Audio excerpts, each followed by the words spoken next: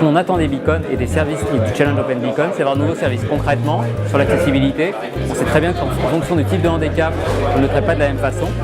On a essayé de le faire de façon globale, on n'y est pas arrivé, donc on va le faire de façon plus spécifique grâce aux startups qui nous accompagnent. Ça peut être aussi des services liés au retail, c'est comment aider le retail à développer son activité. Ça peut être des services de guidage en gare, comment je m'oriente en gare pour de tel point à tel point. Voilà, c'est tout ce type de service qu'on va développer en gare. Pour nous, les métiers, c'est une valeur importante dans ce Challenge Open Beacon. Dans le challenge, on a des startups qui ont été présélectionnées pour le jury, qui s'occupent de sécurité, de sûreté et de sécurité des travailleurs en gare. Donc on voit bien qu'il y a bien un lien entre les beacons et ce qu'on peut en faire d'un point de vue interne vis-à-vis des métiers et des agents en gare. On a beaucoup de city scouts garés autour des gares et c'est un des moyens de transport les plus rapides dans Paris. Quand il y a 5 scooters garés à 30 mètres les uns des autres, ça peut être une perte de temps de trouver le bon. Donc là, grâce au beacon, on devrait pouvoir guider l'utilisateur vers la meilleure porte, vers le trajet le plus rapide, lui faire économiser du temps, lui permettre de sortir avec le sourire de cette gare. J'attends de mieux connaître la gare, en particulier les sorties latérales, les sorties un peu secrètes. Les beacons, on les utilise pour deux raisons. La première, c'est une possibilité pour avoir du GPS indoors, donc pour des espaces à l'intérieur.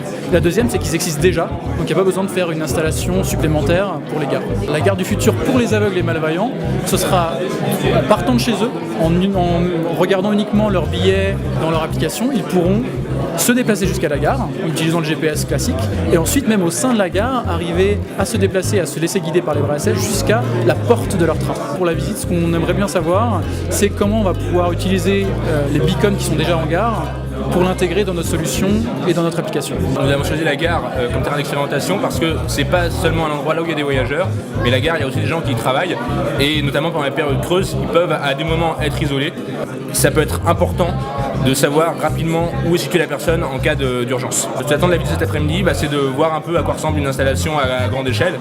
Ce qu'on va vous montrer, évidemment, ce que vous avez bien compris, c'est la complexité de se déplacer dans la gare, de s'orienter, de trouver ce qu'on cherche.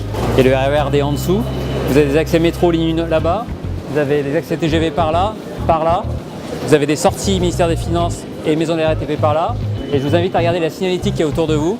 Vous voyez la complexité à, par exemple, trouver des services en gare qui sont quand même importants, comme des consignes à voyage. Donc du coup, ici, la complexité, c'est toujours pareil. Qu'est-ce que je peux faire? Comment je me rends d'un point à un autre? On est dans un environnement complexe. Il y a beaucoup de monde. Là, on a maillé pas mal parce qu'on a un besoin d'orientation, de donner des services à nos clients dans ce type de zone.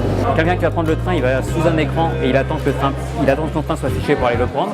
Nous, ce qu'on veut, c'est qu'il ne passe pas tout son temps en gare sous un écran, mais qu'on lui donne du temps pour profiter des services en gare.